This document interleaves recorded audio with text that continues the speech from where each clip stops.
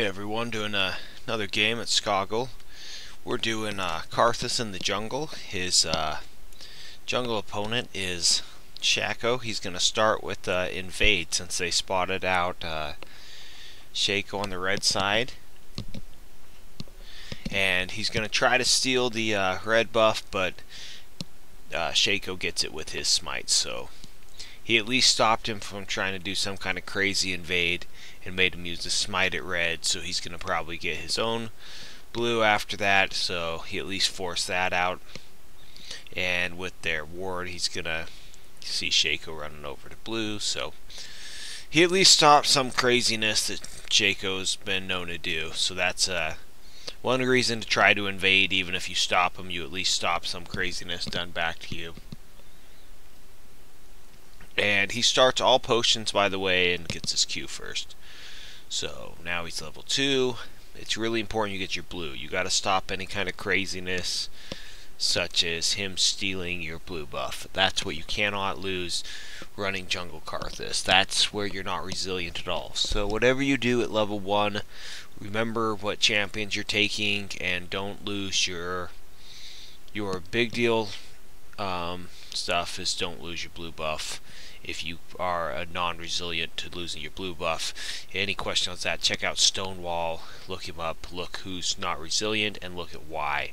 He talks about jungler's resiliencies, and certain champions are really bad if they don't get their blue buff.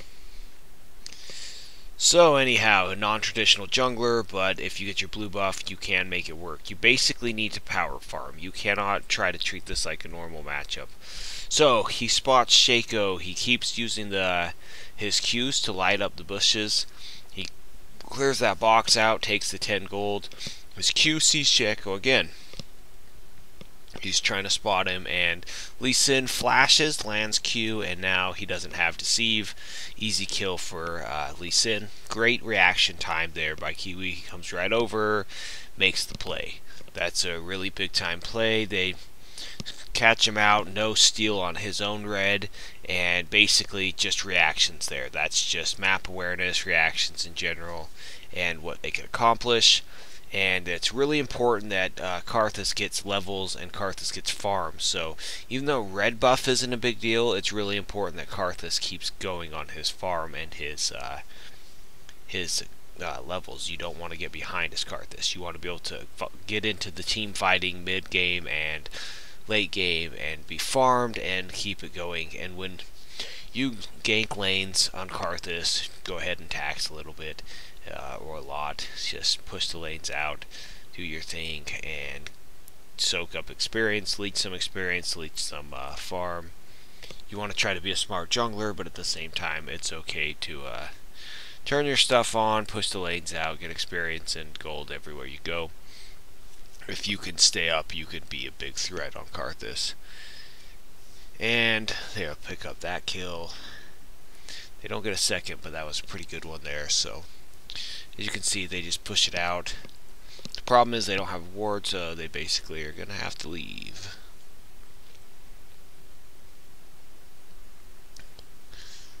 So great job just kind of powering through. You're not going to be able to pull off the crazy stuff that other junglers do. You can see he's at 1500 and Shaco's at 1100. It's just Shaco got caught in the jungle and they chased him out and killed him, and Karthus was able to just gank through a lane that was overextended and get a kill and soak up some more experience, some more kills. And Lee Sin this was a great play he makes. He just runs off into the mid and kills Shaco again. So at this point, Karthus will be able to handle Shaco if he goes into the if he tries to invade.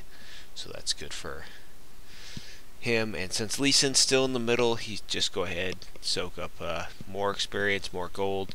Remember, your goal is anytime someone leaves their lane, anytime you can soak up, this is general jungler rules, if you can soak up some solo lane experience, solo lane farm, and the bottom lane, doesn't matter what lane, if you can soak up the gold and experience, you want to be doing that, and then get back to your farming, be ganking, help your lanes win, but do what you gotta do. But when you're on carries, Hecarim, is more of a standard one than Karthus is, but when you're on those carries, just go ahead and soak up a little more than normal. Jugglers that are known for this are like St. Vicious style. This is more his style of doing it, and it works. It's effective. I know there are plenty of other junglers that do it, but he's probably the best one that I can think of off the top of my head that does it that way. So Karthus has the ability to be out of position, to be farming, and still help. If junglers generally have fairly decent map awareness, if you're a high elo jungler, you're in the right position at the right times, you're making plays, you're at the right place on the map.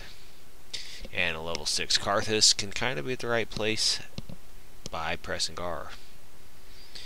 And unlike lane Karthus, you don't even have to kind of be tricky to get your channeling ult off. You just have to press R most of the time.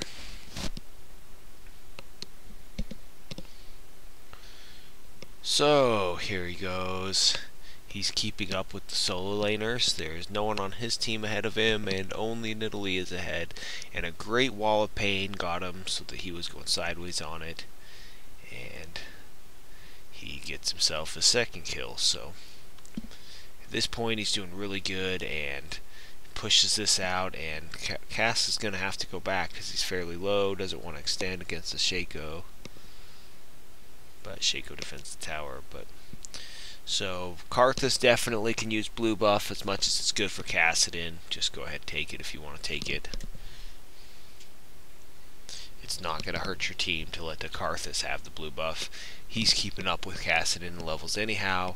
At this point, it's just like having an extra carry on your team. When they start getting to the team fighting phase, Karthus is infinitely useful. Shaco is not, and he is definitely keeping up with his laners and as being an extra carry, and this is going to be a very good thing for purple side when it comes to team fighting. At this point, blue team has Shaco and Nidalee. You would want to be doing poke or split push type skirmish, take an objective, try to get out, not really fully engaged, because on a full engage I just think it's going to be difficult when you're looking at the fighting potential that you have. For purple side, despite the fact that they're ahead for the most part, then you also consider that Karthus is extremely useful and Shaco isn't.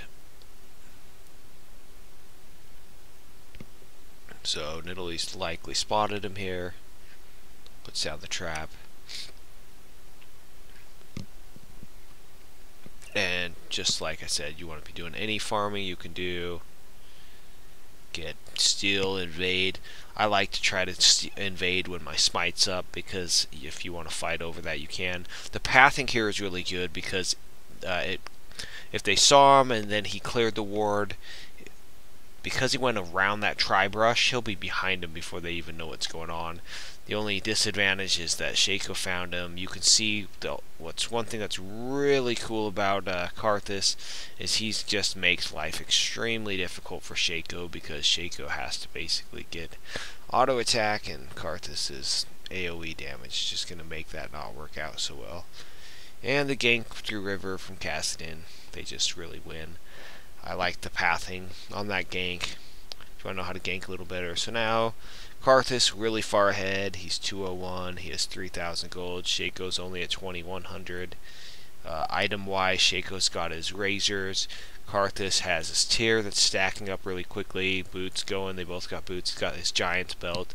So he's going to be difficult to kill, even though he's an extra carry. You could go for quite a few items off that, but the giant's belt is really going to work to let him go in and be kind of the initiator Karthus that you want to be.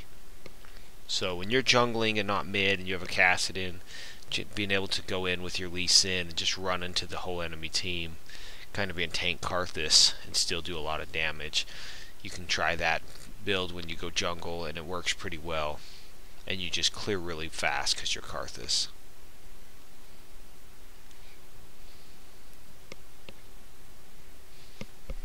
So that's the route that you'll probably be going if you do jungle Karthus.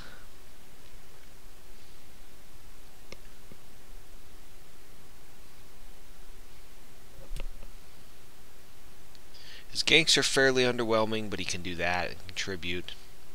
across the map. You can see how that made him so they could dive a little safer, or he could at least help get assists and stuff. And then he got the assist top lane and was able to stop Nidalee's push mid lane and contribute in 2 places at once. Not a lot of junglers can do that.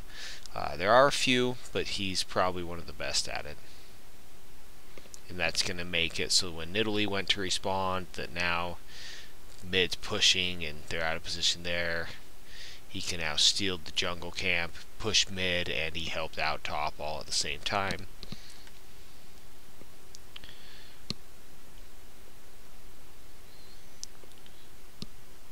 So now he's in position to help out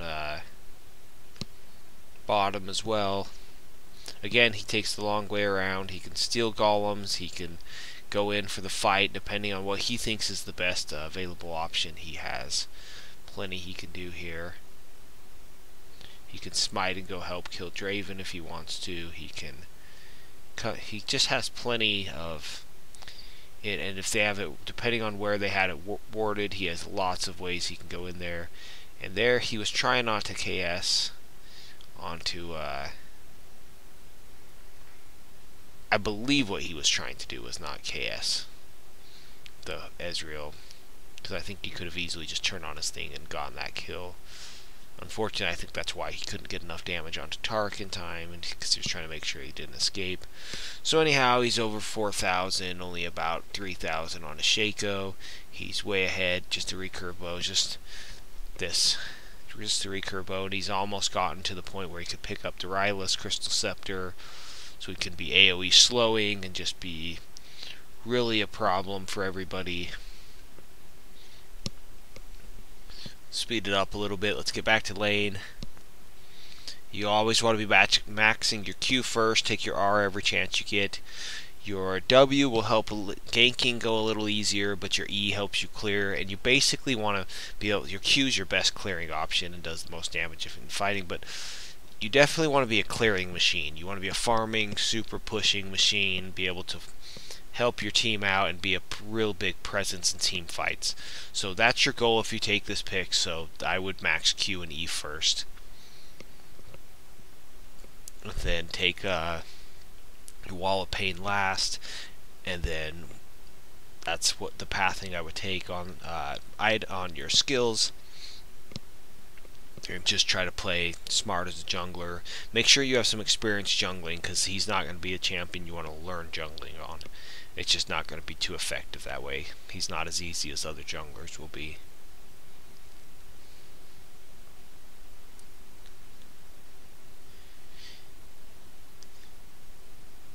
Might be if you play mid a lot and you just want to learn some junglers you can do for when you have to jungle. So here I think I'm going to finish up this video. 4,800, 3,200, wins by quite a bit, 213 score. It worked out pretty well for him, and then as they start grouping, he'll do really well. Hope you learned something about Jungle Karthus.